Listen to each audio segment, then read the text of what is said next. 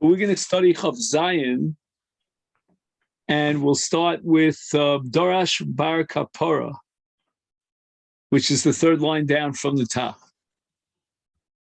Okay. My Dichsiv, what does the pasuk mean?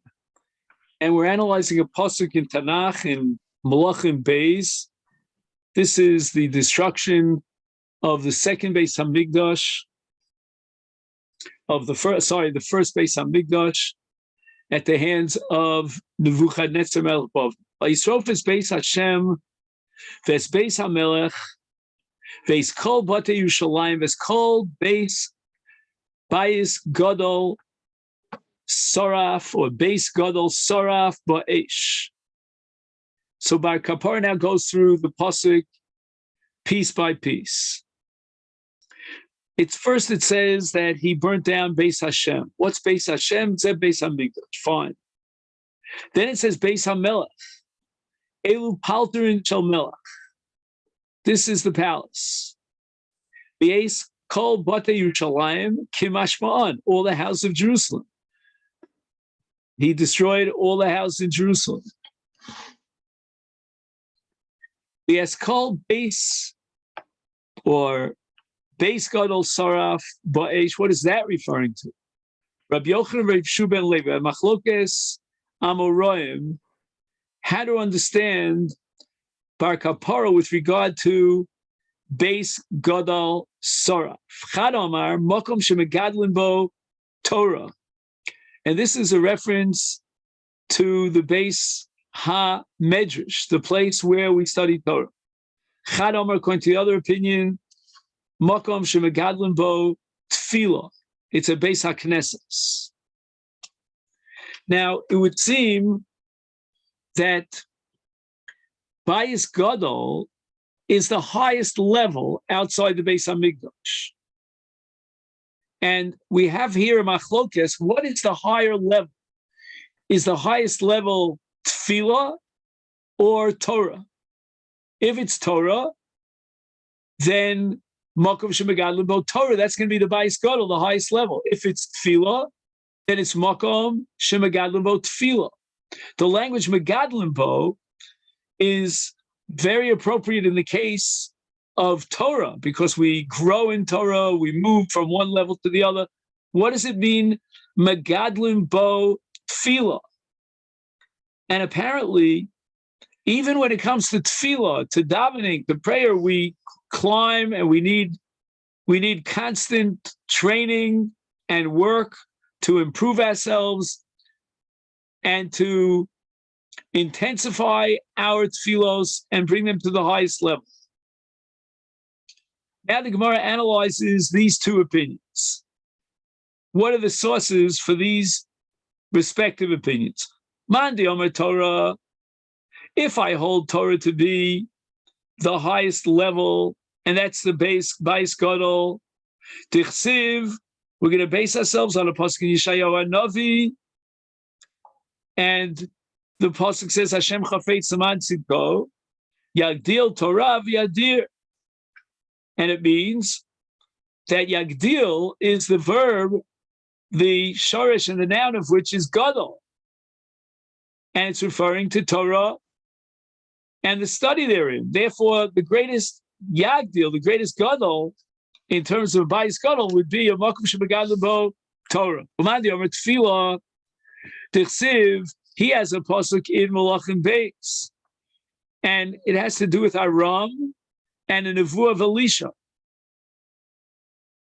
Aram was, at that point in history, the greatest adversary of the Jewish people, and they threatened to take over Yerushalayim. And all this was prophesied in advance by Elisha. The Melech at that point in time was Melech Achav. And Elisha's second sidekick, his name was Gehazi, not a very popular person in our, in our literature. He was the shliach of Elisha. He was the shliach of Achav to find out about Elisha. Tell me more and more about Elisha. I heard he's a great Navi. He's capable of doing wonders and bringing about miracles. Echazi, I want you to report to me about the greatness of your Rebbe, of your master Elisha. Saprano Hagdolos Asher Asa Elisha. Tell me all the great things that Elisha has accomplished in his life, the miraculous things. And Ve'Elisha di Ovid Berachme Hu di Ovid, because I know that what Elisha accomplished was through tefillah. And God has a taiva for the tefillos and tzaddikim. The tzaddikim have a tremendous power up in Shemayim with the tefillos. And therefore, tell me about the great accomplishments of Elisha, the wondrous miracles that he brought about through his tefillah. And this means that Saprano Gedolos, the word Gedolos, is a conjugation of the word Gadol. So when it says Bayis Gadol, and we're looking back in the same pasuk in Malachim Beis, in which Nebuchadnezzar burns the Bayis Gadol, it's a reference to Beis HaTfilah, to Makom Shemegadlevo Tfilah. And now the Gemara wants to say, in this machlokes between Rabbi Yochanan and Rabbi Shua ben Levi, is there any way that we could pin down which one of these two Amoraim holds Torah and which holds Tefillah? And truth be told, all we need is to prove one, because then by process of elimination, the other one belongs to the ulterior. So to Stayim, we want to prove that Rabbi Yeshua ben Levi would be Torah. Why? What statement of Rabbi Yeshua ben Levi would prove that he puts Torah on the top? That's the Gadol, the Bais Gadol. The Omer Rabbi Yeshua ben Levi, Beis HaKnesses, Mutter Lasos Beis HaMedrash. We have a principle in halacha called Mailim B'Kodesh, Below Moridim B'Kodesh. We're allowed to sell a Beis HaKnesses or reconstruct it in such a way that now it will serve as a Beis HaMedrash. It means that the Kedusha of Beis HaMedrash is greater than that of a Beis HaKnesses. And therefore, Shmamina, we derive from this the conclusion that the higher level of sanctity is that of Torah. Torah is a greater sanctity than Tefillah.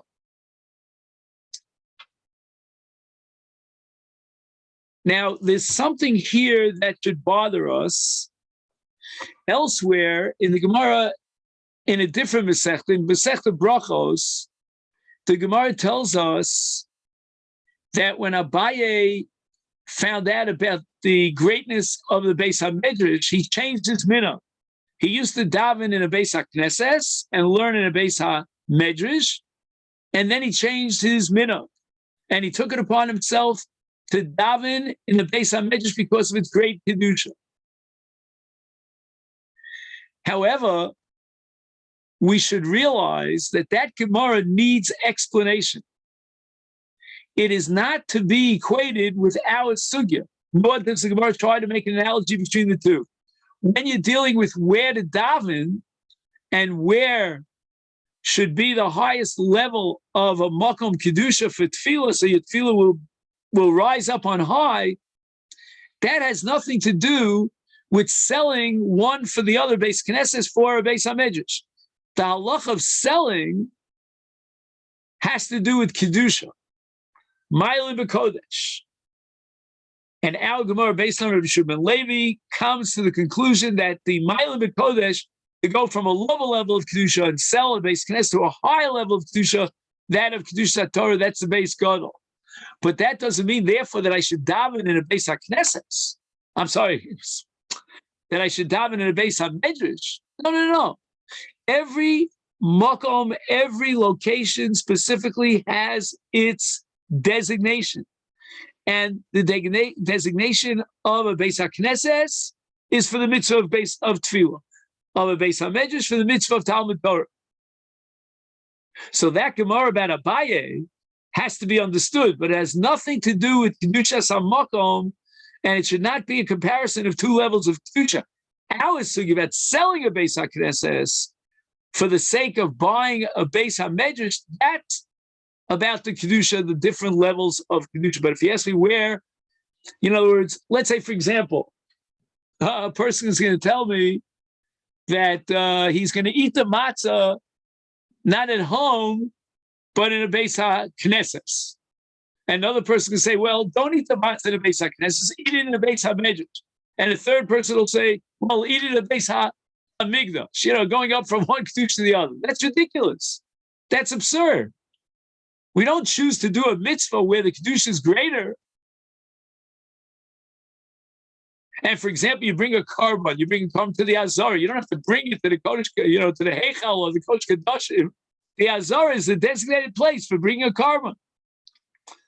The Mishnah says, "Avol machru Torah lo yikchu sfarim," that if you have a Sefer Torah, it would be a violation of Ma'alim B'Kodesh if you would use it and sell it in order to purchase sfarim. Sfarim means a Sefer like Shmuel or like Malachim, any of the books of the Tanakh. And they used to write a separate scroll for each book of Tanakh. But a Sefer Torah is an entire Torah, and it has the highest level of sanctity, and therefore would be a violation of Ma'alim B'Kodesh. It would be, in fact, Morida B'Kodesh if you would take the funds at the sale of a Beis HaKnesses and direct them towards the purchase of Sfarim. Iboiluhu ma'u limkar Sefer Torah yashan likach bo chadash. And I sell an old Sefer Torah for the sake of buying a new one. And here the Gemara analyzes the Tzadei HaSafek. What should be a problem in this case? And the answer is it's not Ma'alim B'Kodesh.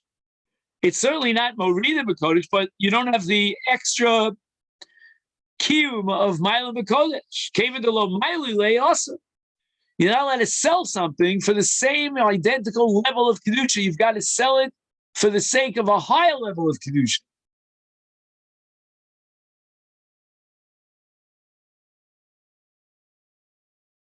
Or shall we perhaps say that we have to allow you to sell a Sefer Torah for something, because that's the highest level of kedusha that we know of. And if you're not going to sell it for another Sefer Torah, then you won't be able to sell it at all. So you have an old Sefer Torah, you want to buy a new one.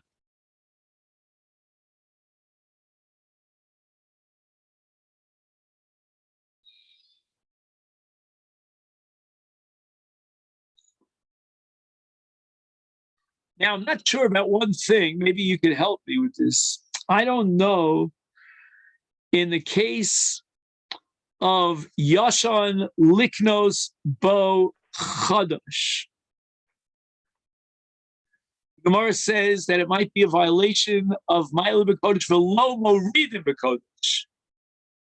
Because Morida B'Kodesh means when you sell something that has Kedusha for something that's on the same level of Kedusha. It's got the identical intensity of Kedusha if you give it a number from 0 to 10.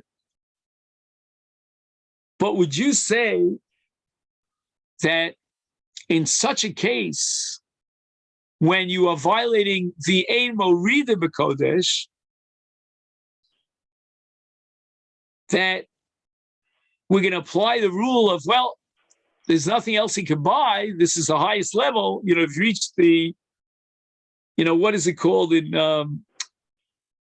in the fair, you go to a fair and you hit the thing with a hammer and the ball goes up and you hit the red thing on top. I don't know what the word is to describe that. But you got, in the case of Sefer Torah, you're really on the highest level. You can't go beyond Sefer Torah. So therefore, we're going to allow you to sell a Sefer Torah. No. I don't think that's what the Gemara means. The Gemara means that since you're going from the one Kedusha to the same Kedusha, then we're going to allow you to sell a Sefer Torah, a Yashan, for the sake of a Chadash, because there's no violation of Ma'alim B'Kodesh. And even though you're not elevating the Kedusha, that might be a violation of the Ein Morida B'Kodesh, but nevertheless, for the sake of allowing you to sell a Sefer Torah, because there's no other option, what are you going to sell it for? You can't buy the Beis HaMikdash with it. Tashma, Avol machru Torah lo yichu sfarim. Okay, we saw this already in our Mishnah. You're enjoined from selling a Sefer Torah for the sake of buying an individual Sefer of Tanakh. Kikam Rinon. Wait a minute. I don't understand what's going on. Sfarim hudalo haTorah b'Torah shapir dami. The entire Easter here is because you're going down at a level of kedusha. Why didn't the Mishnah tell me a bigger chish? And even if you're on the same identical level of kedusha, it's still prohibited. Apparently, from the fact that Mishnah chose this case where you're selling a Sefer Torah to go down a level to Sfarim, that's what's awesome. But there's no prohibition if you're going on the same level, like the case of a Yashan or a Chadash. Sfarim hudalo haTorah b'Torah shapir dami. So now the Gemara rejects. Masnisin b'di'evet kika b'ybayla l'chatchil. You're right that if you already sold the Sefer Torah, that's what we call l'shanot uvdot b'shetach. You've changed the facts on the ground. You already sold the Sefer Torah. So what are you going to do with it? You're going to take that money and invest it in another Sefer Torah. Hopefully you'll get an upgrade and you'll buy a Chadash. But our suffix, when we vacillated back and forth in the Gemara, Ibailuhu, Ma'u Limkar Sefer Torah Yashan, Likach Lo, Chadash. That was a case where we were asking, what's the opposite of post facto? A priori, or whatever the language is. Right. Up front, before there are no facts on the ground. I want to know: am I permitted to sell a Sefer Torah Yashan for the sake of buying and replacing it with a Sefer Torah Chadash? And that's called l'chatchila. You're right. B'di'eved, you sold the Sefer Torah, and it was a Yashan. Use the funds, direct them towards buying a Sefer Torah Chadash. But am I allowed l'chatchila to sell a Sefer Torah Yashan for the sake of buying a Sefer Torah Chadash? That's a very interesting question, very intriguing, very profound. I don't know the answer to that question, but certainly you can't prove it from the fact that you're not allowed only to sell a Sefer Torah for Sfarah, but you're allowed to sell a Sefer Torah for another Sefer Torah. Not sure what the issue would be. What would be the issue? It's not Meridian Bakodesh if you're going to buy the proceeds for another Sefer Torah. So why wouldn't you be able to do it? So Mila Bakodesh means that if you want to switch one object that has a sanctity and get rid of it for the sake of replacing it, you need Mila Bakodesh. It's not enough that you tell me, well, I didn't lower the Kedusha. Who gave you the right to sell a Sefer Torah? We need a matir for that. The Gemara answers, Tashma, I have a proof from a different brisa. Golin Sefer Torah b'mitpachos chumashim. What we have is individual chumashim, and they are wrapped with a mantle, as we call it. The Gemara calls it mitpachos. Now, in modern Hebrew, for example, they use that word, a mitpachas.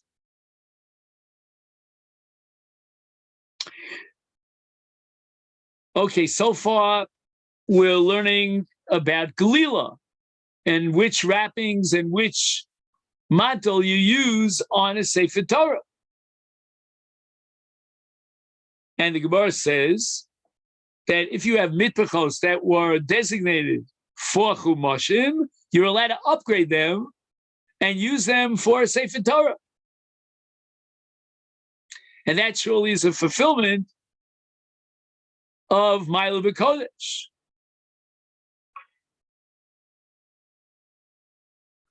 Now, Kumashim b'mitpachos neviim uksuvim.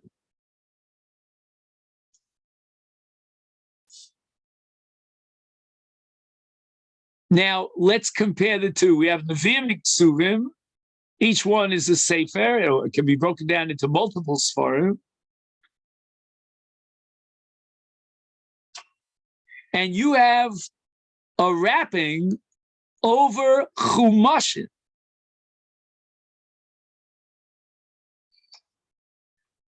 And both the Chumash and the Nevi'im Uksum have something striking in common. They both refer to one book of the holy books of the Kisvei HaKodesh. So if we assume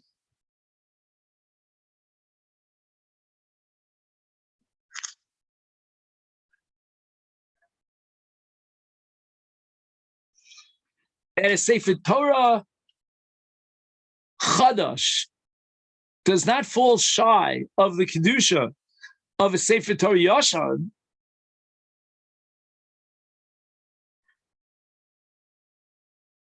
they all belong to the same realm. I mean, it's one Sefer Torah, another Sefer Torah. It's not like this case of Nevi'im Uksuvim b'mitpachos Chumashim. Right, a Chumash is way down on the hierarchy of Kedusha. And now you want to use the mantle of a Chumash for the sake of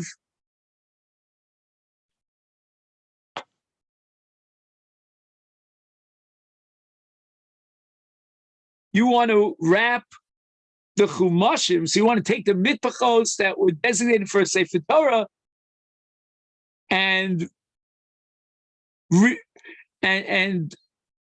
change the Seder, let's change the designation and use it for Chumashim.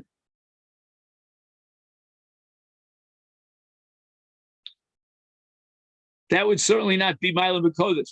But what about the opposite? Let's say you'd want to take the mitpachos of Nevi'im Uksuvim, l'mashal, and redesignate it for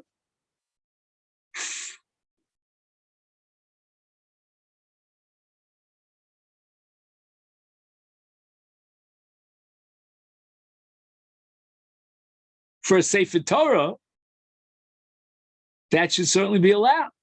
So if you had mitpachos of Chumashim, mitpachos of Nevi'im Uksuvim, and now you want to upgrade those mitpachos to the level of a Sefer Torah.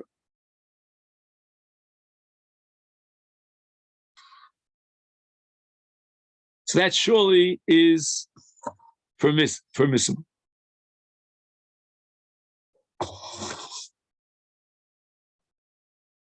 But to use the mitchos of a Nevi'im Uksuvim down to Chumashim, that's prohibited. Or to use the mitchos of a Sefer Torah for Chumashim, that for sure is prohibited. I'm not sure exactly, maybe we'll see it later on, but why did this Brisa have to bother telling me, Lo Chumashim and mitchos Sefer Torah? We know that Sefer Torah is greater than Nevi'im Uksuvim. And Nevi'im Uksuvim cannot be wrapped with a lower kedusha of Chumash. So how much more so that you can't wrap a Chumash with mitpachos of a Sefer Torah. In any event, let's see, what does the Gemara want to prove from this brisa? What we see in this brisa is that Golalim, Sefer Torah, b'mitpachos Chumashim. That's called Ma'ila B'Kodesh, right? You're taking it from a lower kedusha of Chumashim, and you're upgrading it to the level of a Sefer Torah. Mitpachos Chumashim in, mitpachos Sefer Torah low. The chiddush of using or redirecting the wrappings of the Chumashim and use it for the Chamisha Chumshei Torah, I mean, that's something that we understand intuitively. But the chiddush here, by implication, is that mitpachos Sefer Torah lo. Meaning you cannot wrap a Sefer Torah with the mitpachos of another Sefer Torah.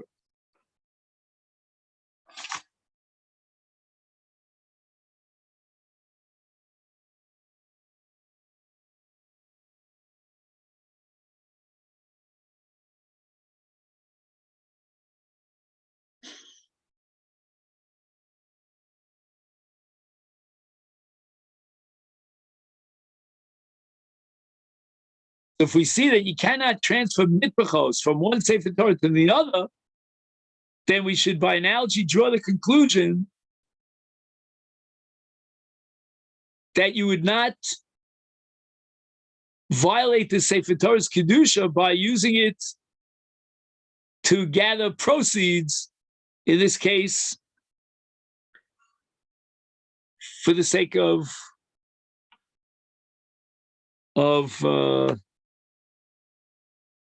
again, to use mitachos of the Sefer Torah, that would be us. We're only allowing you mitachos chumashim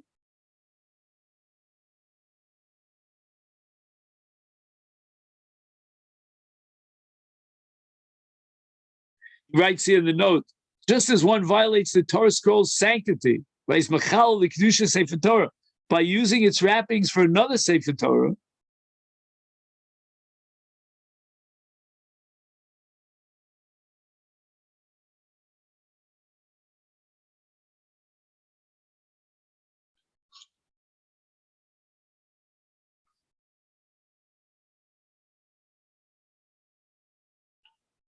so there's no heter. Trying to figure out the logic here. I understand the diuk. I mean, the only prohibition that's spelled out here is when you take it down to a lower level of kedusha, but two equal levels apparently is mutter.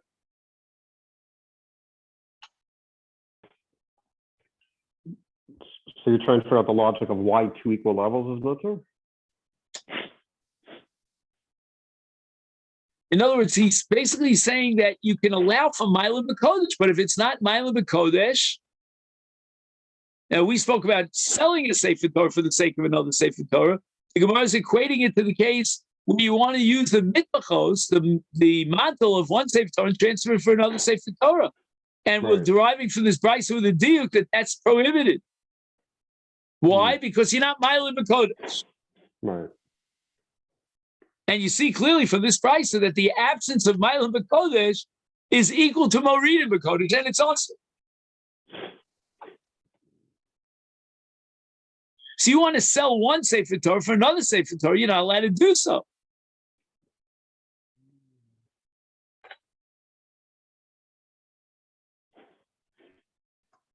No, but wait, doesn't the Sefer say that that's allowed? It says you're allowed to take mitfachos chumashim, which is on a lower level, Right. and you can jack it up to a higher level by redirecting it towards the Sefer Torah. No, but height Torah, but Torah, Shapir Dummy. Oh, you're ahead of me. Okay, so wait, I fell behind you. So let me just catch. Okay. I'll quickly catch up to you. So mitfachos, right? Chumash in mitfachos Sefer Torah lo. Right. Okay. Sorry. Yeah, right. So you're not allowed. This is what I'm trying to explain in my mind, at least, that you're not allowed to use mitfachos of a Sefer Torah. Yeah. Okay. From one Sefer Torah to another, to transfer a mantle from one Sefer Torah to the other. And if that be the case, then if you're not Mila B'Kodesh, you're considered to be Morida B'Kodesh. Right. And the same thing should apply if you want to sell a Sefer Torah for the sake of buying another Sefer Torah. Right. They're not doing any Mila B'Kodesh, and therefore it's also becomes like Morida B'Kodesh. So the Gemara says, "Hey, Sefer." What does it say in the Sefer? It says, "V'lo chumashim b'mitpachos Sefer Torah." Right, that would be Moridim B'Kodesh. Right, that's Moridim, right. So this is a classical case of what's called diukim sosrim. You know, from the ratio we derive one conclusion, from the Sefer the opposite conclusion in that middle case that was left out. Okay. So from the perspective of the Sefer, that you can't take the mitbachos of Chumashim and replace them with the mitbachos of a Sefer Torah, you derive the opposite conclusion. Or Torah v'Torah Shabbatom, you'd be allowed, as long as you're not lowering the level of Kedusha, Right. it would be mutter, even if it's Torah b'Torah.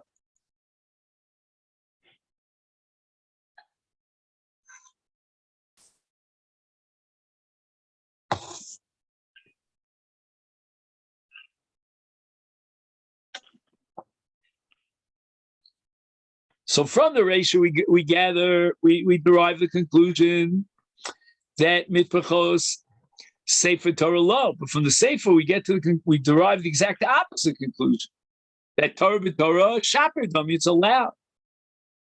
And again, it's a twofold nafkamina. Number one, to sell a Sefer Torah and buy another one with its funds. And the other nafkamina is to take the mantle from one Sefer Torah and use it on another Sefer Torah. That also is prohibited.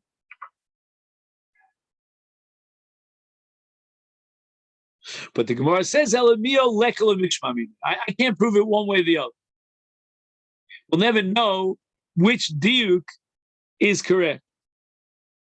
Toshma, meinichem Sefer Torah al gabi Torah. This is fascinating. You're allowed to put up one Sefer Torah on top of another Sefer Torah. And that's not considered a violation of the Kedusha of the first Sefer Torah that's serving for the second Sefer Torah.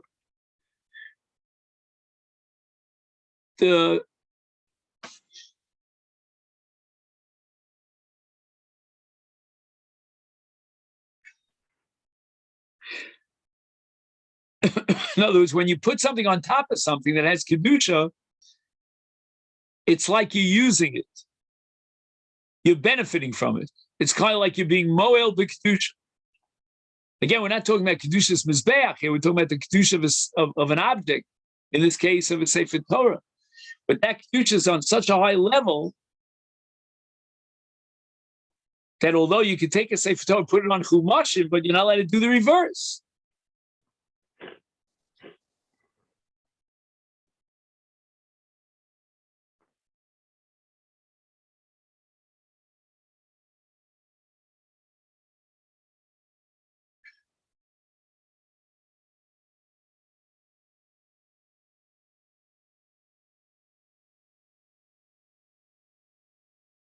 So I would say the following. The common link here in all these three cases, these three nafkaminas, is when you are, in a sense, doing something which should not be permitted unless you're Ma'ila B'Kodesh. But in the absence of Ma'ila B'Kodesh, we don't sell a Sefer Torah.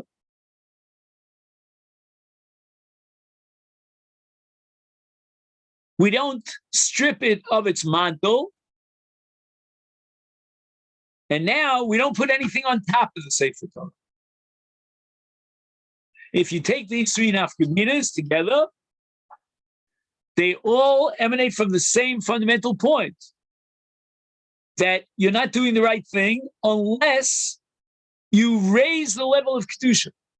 The matir is going to be Ma'ila B'Kodesh. And if you don't reach that level of Ma'ila B'Kodesh, then you're in violation of this prohibition. Right. You must get to the point of Ma'ila B'Kodesh.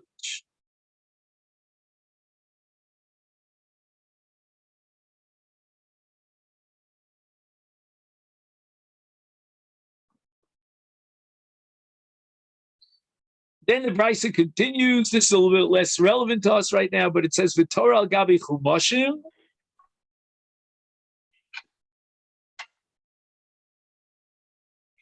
You're allowed to put something on a chumash, in this case, something that has a greater kedusha, and that's a Sefer Torah.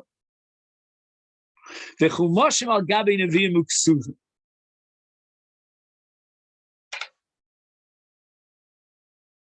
So it's really interesting here, because until this point, we've been talking about a Sefer Torah. Now, all of a sudden, the Gemara pulls a fast one on us, and if you blink, you could miss it, and switches our channels to Chumashim.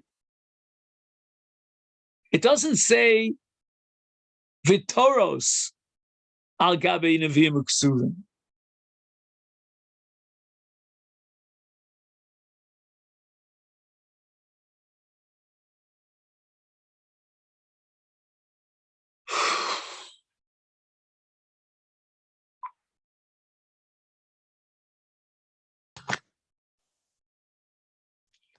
Now, let's make an important distinction here.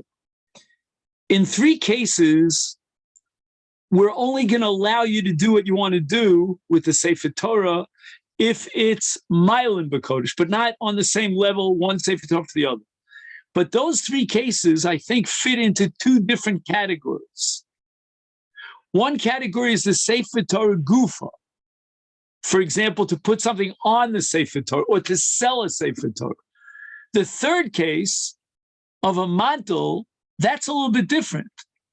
By shifting the mantle from one Sefer Torah to the other, I am not undermining the kedusha of the Sefer Torah Gufa, but the mantle apparently has a halach of tashmishe kedusha, since it serves to help the, it serves to help the Sefer Torah and protect it.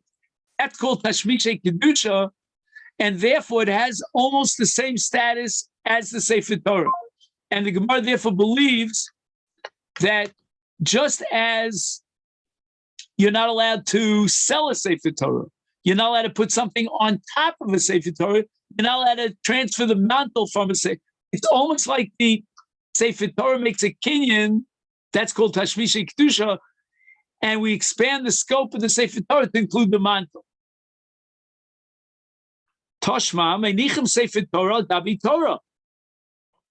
So you see that if they both have the same level, there's a permission to put one on top of the other, despite the fact that it's not Mylin B'Kodesh. It's on the same level, identical kedusha.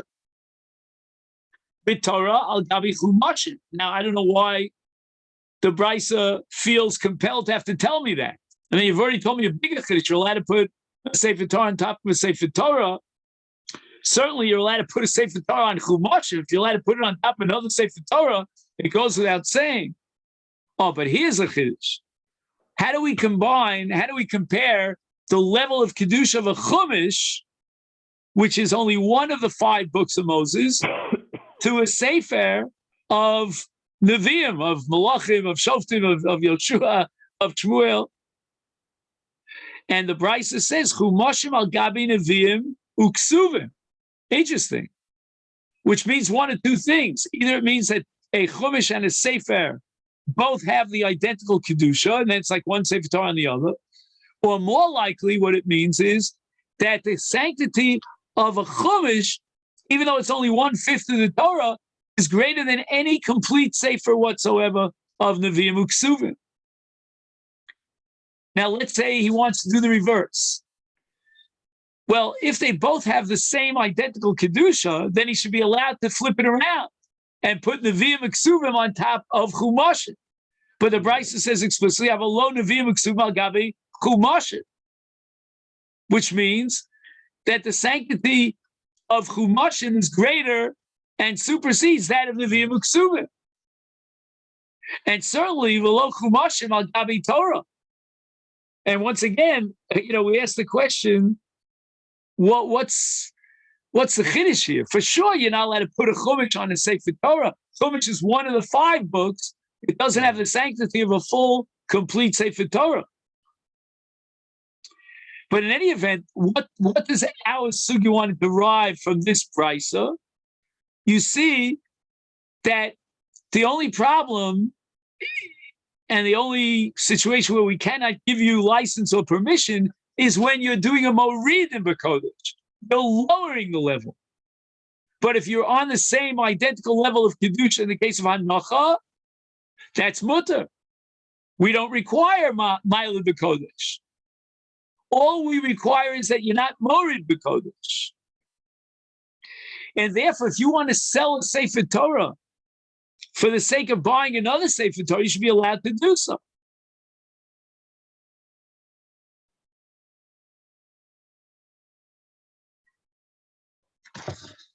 So the Gemara rejects this. And honestly, Right. I couldn't believe that the Gemara was good. I thought this is what you call an eisen araya. This is like an ironclad proof. No. The Gemara says, Hanocha Kamrit, you want to prove something from the laws of Hanocha? Yeah. In Hanocha, I'm going to be permitting going from one level to the same level. They're all on the same level. That's not as drastic as selling a Sefer Torah. Shiny Hanocha, Dilo Efshar. Meaning, what if you don't have a place to put down the Sefer Torah? So put it down, one Sefer Torah on top of the other. But again, what I really think the Gemara is saying here on a deeper level is that Hanocha is not a big deal. It's not a terrible insult to the Sefer Torah. The Gemara dresses it up by saying, because you have no other place to put the Sefer Torah down. Te'ilo te'mahachi. I'm going to show you that there's more lenience and license for Hanocha than there is with regard to Mechira. Michrech hechi karchina. Right? We do glila on a Sefer Torah.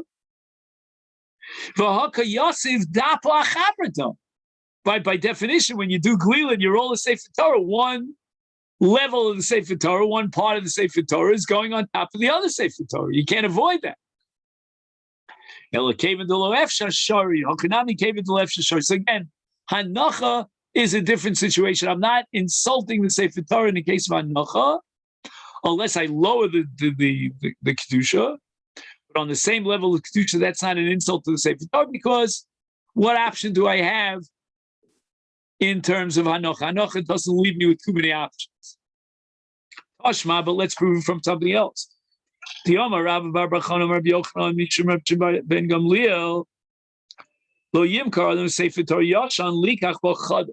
as explicit as you can get. We want to know if you could sell one Sefer Torah for another Sefer Torah. And it says here explicitly you're not allowed to do that.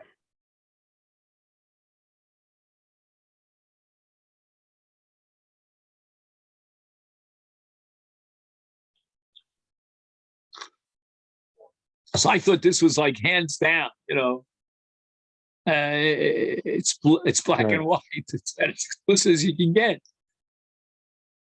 So what says name? Hasam mishum pshiusa.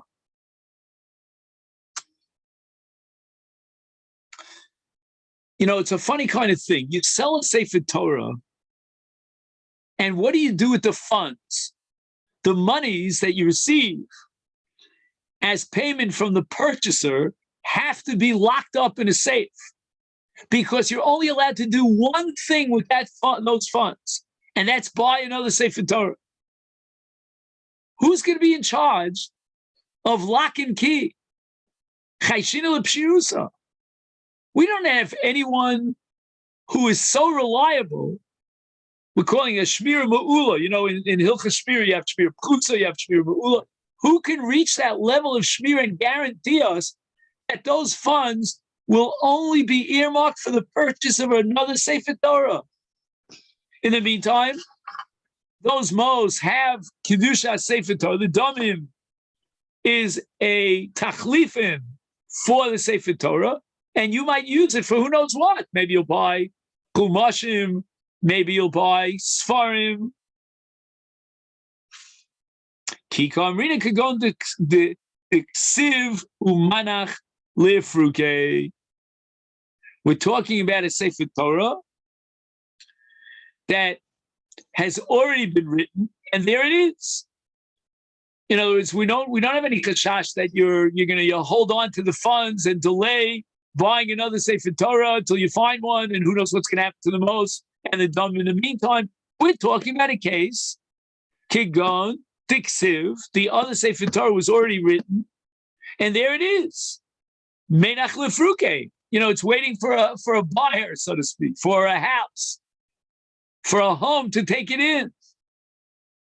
And that's what we want to know. Here, there's no kashash of pshia. That's not an issue at all. We don't have to worry about the fact that the domim will be misappropriated.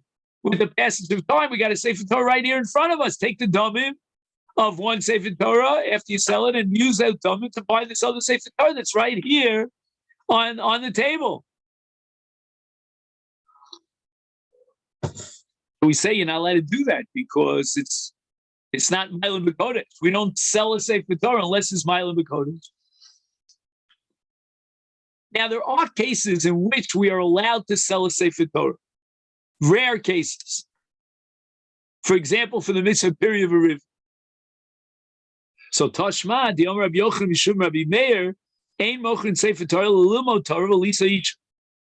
Somebody needs to be supported while he studies Torah. We're allowing you to sell a Sefer Torah, or for the sake of getting married. You need the money to pay a dowry, for the the father of the girl, or whatever it might be, and we're going to allow you to sell a Sefer Torah. Ishma mina Torah b'Torah shapim. If we're selling a Sefer Torah for the sake of Talmud Torah, then why can't we sell a Sefer Torah for the sake of another Sefer Torah? So the Gemara says, no. Talmud Torah is even greater than the chefta of a Sefer Torah. It has a higher level of Kedusha.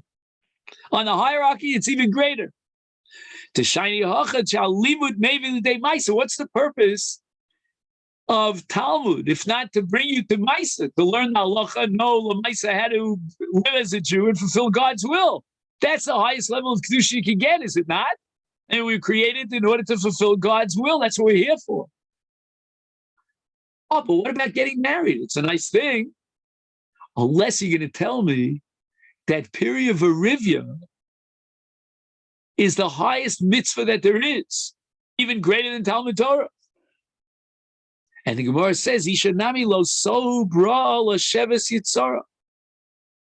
We're going to allow you to sell a Sefer Torah for the purpose of marrying off a young woman. And that's called lo so bra. God did not create the world for tov, to be desolate and void. La sheves yitzara. He created the world for being settled, meaning that that people should live in the world. So you have to have children in order to live in the world, otherwise zero population growth. Aval Torah b'Torah lo. But you want to prove from here that you're allowed to sell a Sefer Torah for another Sefer Torah? No, it's Ma'ilin B'Kodesh. And Talmud Torah, and even Lisa Isha is Ma'ilin B'Kodesh. And therefore we're going to allow you to do. But to sell one Sefer Torah for another Sefer Torah, who says you're allowed to do? Torah Rabbanu learned to the Brisa, Lo Yimkar Adam Sefer Torah Afal Pisheinu Tzarech Lo. Let's say, for example, he has a number of Sefer Torah. This happened to my father's shul in Flatbush in Brooklyn after the war in Yom Kippur War in 1973. There was a bikush. There was a request for Sefer Torah in Eretz Yisrael. My father said, we have tons of Sfarim, extra Sfarim. Let's ship them off to Eretz Yisrael. Which we in fact did. In any event, you want to sell a Sefer Torah, and you have other Sifrei Torah, and yet the Brisa says Lo Yimkar. There's a separate Isser of selling a Sefer Torah. Al Kain, Omer Reb Shimon ben Gamliel, afilu ein lo mashe yochal, u'machar Sefer Torah, obito eino roes simon bracha liolam. If he sells a Sefer Torah, even because he's starving, he has nothing to eat, he can't put food on the table. Again, it's not a pikuach nefesh situation. Pikuach nefesh overrides everything, but he's in very dire straits. He's not actually starving. And the Torah says that a father is allowed to sell his daughter for a amavriya. But nevertheless, although the Torah allows it, in a row of siman bracha liolam, like the Gemara speaks about doing malacha on Tisha B'Av. You might be technically permitted to do malacha on Tisha B'Av, but don't expect to get great benefits from that malacha.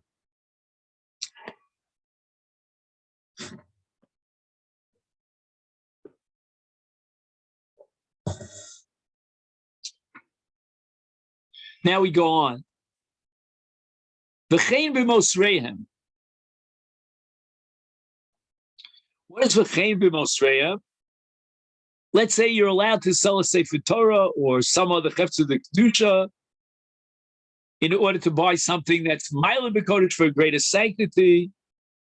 And the Mishnah says that all these restrictions about what you do with the proceeds when you sell a Sefer Torah, they apply to any Mosros, even Mosros Seyam, even some monies that are left in the pot. In other words, you sold one Sefer Torah for another Sefer Torah, or from Chumashim to Sefer Torah, and guess what? You have a surplus of monies, and all the strict laws that apply to the money that you sold for the value of the Sefer Torah apply to the Mosros as well.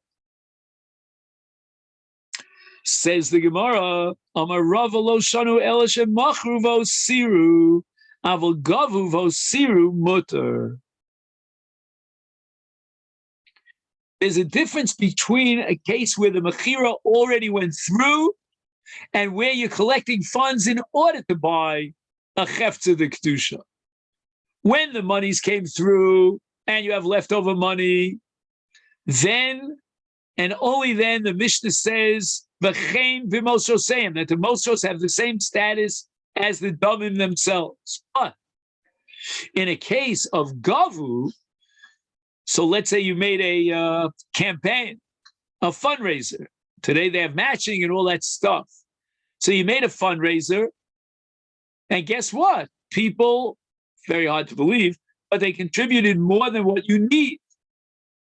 So in such a case, says Rava, that money is chulin. It has no status of kedusha whatsoever. So imagine the case he has here in the note of collecting funds for the building of a Sefer Torah. I'm sorry, for the building of a Beis HaKnesses. This is what's going on here in Israel right now, in Efrat and other places. So those monies, the Damim, do not automatically have the status of the synagogue, the kedusha of the Beis HaKnesses. Why? Because this is only what we call dvarim shebalev. It's mentally we've designated these funds for the purpose of buying and building a Sefer Torah, a Beis HaKnesses. Esvei Abai challenges Rava.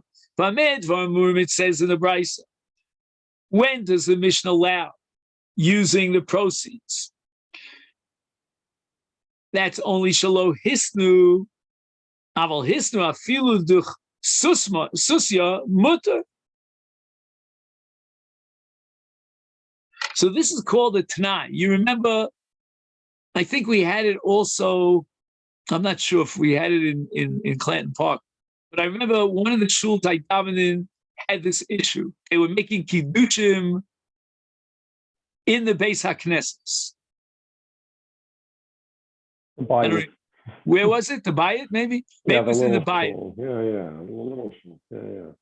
In a Stiebel, it often happens, yeah. In Stiebel, it's Meisim B'chol Yom. So they always tell you it was built al Tanai, that when they built the Beis HaKnesses, they made a condition that they'll be allowed to use it for their own purposes, but for Kiddush. Hopefully not too much whiskey at the Kiddush. That's a different issue. And the basis for this allowance of eating in a Beis HaKnesses because of a Tanai is right here in the words of Abaye. And that is Hisnu, if they made a condition that they're collecting funds and they're allowed to use those funds for anything they want, even for Davar Shel Chulin, then afilu liduchsusya, you're allowed to use the funds. What is duchsusya? It's probably a Greek word, or at least it's Greek to me. So the Gemara asks, Heichi Domi. What is the Brisa referring to? If they sold the Sefer Torah, for example, and they collected funds from the buyer, and now there's leftover funds. So ki hisnu my hobby. It has nothing to do with tonight. You can't make a t'nai on domim. They're going to come into the possession of the seller down the line. Ella, says the Gemara, this is Abaye, Shegavu vosiru, they collected funds for the purpose, earmarked for the purpose of building a synagogue, and now they have Mosar, they have leftover Mos, they don't need all the Mos, halavai by every campaign. Rice is telling you that when they collect funds, they can make a t'nai and say that whatever funds we need to purchase or build the Beis HaKnesses has Kedusha, and the balance, the extra money that is coming in from collections, that is Chulin. Where it says, T'naima de hisnu ha'lo hisnu lo. Why is it necessary to make a t'nai? We have a principle called Dvarim shebelev kol adam, which is otherwise known as an umdad de mukach, and we have circumstantial evidence that indicates quite clearly what the intention was. We don't need to set up a t'nai and stipulate it explicitly and enunciate it. All we have to do is understand what. So why were they collecting these funds? In order to buy build a shul or buy a shul. Now they see there's extra funds. Why did they have to make a condition? The Olam, says the Gemara, rejecting Abaye, Shem machru vosiru. They sold the Chefza Kedusha, and they purchased something which has greater Kedusha, but now they have money left over. V'hachi kamar, this is what the Bryce has in mind. Amedvarim Mishlo Hisnu Shiva Tuvei Ha'ir B'mamad Anshe Ha'ir. Aval Hisnu Shiva Tuvei Ha'ir B'mamad Anshe Ha'ir is afilu L'duchsusya Nami Mutter. So who's in charge of selling a Beis HaKnesses? It's the Shiva Tuvei Ha'ir. These are the representatives of the entire tzibur, the community of that city. And if the Shiva Tuvei Ha'ir make a stipulation in the presence of the people that they represent, the people of that city, that there's a t'nai, and they're allowing these proceeds, if need be, to be used for chulin. And under those circumstances, because they made a t'nai, they can earmark the funds, or shall we say, redirect the funds, in order to hire a duchsusya. We don't know what it is yet. My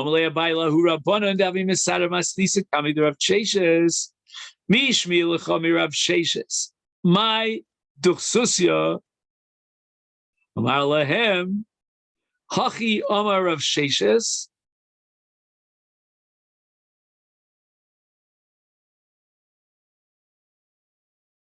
Parasha de Masa, a duchsusya.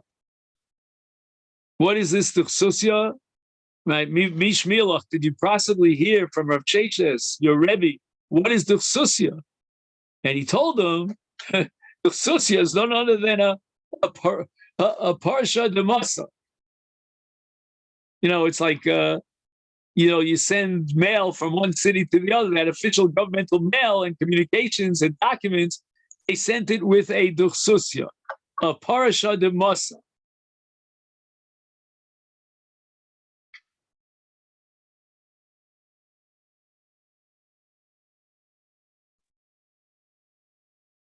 So once again, we see that in order to permit use of the surplus funds that were collected, you need a t'nai of Shiva Tovei Ha'ir, B'maimad Anshe Ha'ir.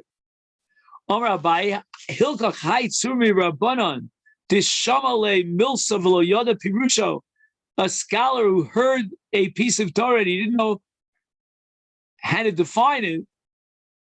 He should find someone who frequently is in the presence of the Rebbe. And that means that whenever there's a Fabregan, he's there. The Rebbe goes from one place to the other, he's there. He's Shchiach Kamei D'Rabbanan. It's impossible that he didn't hear from some great man. Okay, this is where we'll stop for today. And okay, Shkoyach, very good. Yeah, thanks. I mean, I apologize for the late start. Yeah, no problem. No problem. All good. Oh, great. Best regards. Okay, take care. All right, Colton. Omar. Right, Omar Abaye. Hilkoch. Hi, Tzurmi Rabbanon to Shamale Milsa V'lo Yoda Pirucho L'Shaile Kaveh D'Shchiach Kamei D'Rabbanon. You should always ask someone who's around the Rabbanon. He does shimush. D'lo Efshad Lo Shliele Min Gav Rabbi must have heard the answer from a great man. Omar Rabbi Yochanan Mishum Rabbi Meir B'nei Ha'ir Shaholchu Le'ir Acheres. So the people of one town now end up in a different town. Upasku Aleim Staka. So it means that while they're in the first town, they were being taxed for the local community chest, for the charity of that town. Nosnin. They should give that amount that they were posek stuck of because they were still in town. They hadn't yet been oker them makom on a permanent basis yet, even though that's their intention. Ukshem bayin, when they return back to their original home, mevian osa imahen, they can bring the money home with them. In other words, when they're ready to return home, they can get a refund on their contributions because they already gave the contribution before they left home. Now they have a right to say, well, you know, we don't have to give here. We gave there.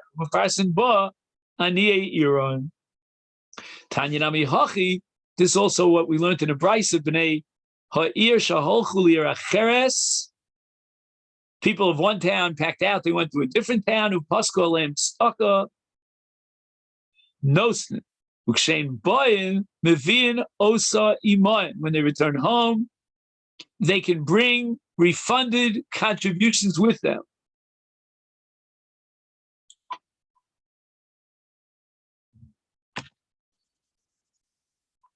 The Yachid Shaholach L'ir Acheres Upasko Olav Staka. Now we're not talking about a group, but rather an individual. And they taxed him for a certain staka before he went to another town. The funds that he contributed should be given and earmarked to the poor of that town. So let's say, for example, you have a community that's suffering from some calamity, then we'll dedicate those funds. Now, again, if there's a group of visitors, that was the first case. The donation here is only of an individual. And he's not going to be refunded when he leaves town. His contribution is distributed to the local poor. An individual becomes subordinate to the tzibur, whereas a group retains a separate identity. Rav Huna Gazar Tanisa, the situation was so difficult and challenging with the drought that they declared a public fast. Oh, Legabe Rav Chana Bar Chaniloi V'chol B'nei Masya. Right, so he went to the rabbi called Chana ben Chaniloi, and the people came to Rav Huna and they participated in the Tainis. Ramalite Staka, and now the officials in Rav Huna's city levied a charity tax upon them. Fiyavu. Rav Chanina and his fellow townsmen contributed as directed. But when they were about to return all, they wanted a refund. Amrule nosva lon mar v'nezel. They said to Rav Huna, let Mar, the rabbi, return the funds that we've contributed, and then we'll be off on our merry way. Unafarnes ba and we'll use these monies to support the poor people in our town. Amalahu Rav Huna responds to them. Tanina, we learned in a brisa, When can you get a refund? That's only b'she'ein sham. On the top of Chav Zayin of Beis, El Chaver Ir.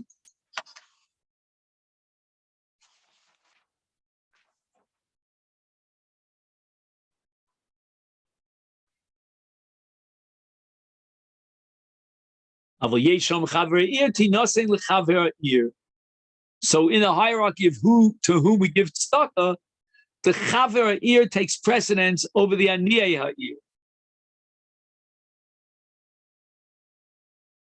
And the chaver is a Torah scholar. And this Torah scholar should be wise enough to know how to distribute the funds. Shekain Daniye Didi Udidchu Alai Samchikol. How much more so? Kol Shekain is how certainly this qualification applies in our case, since the poor, meaning those in Rav Huna's town, and yours depend upon me. So Rav Huna's charity work, which was far-reaching beyond the borders of his own city. So this is where we're going to stop here on the top of Chav Zayin Amud Beis. Thank you so much.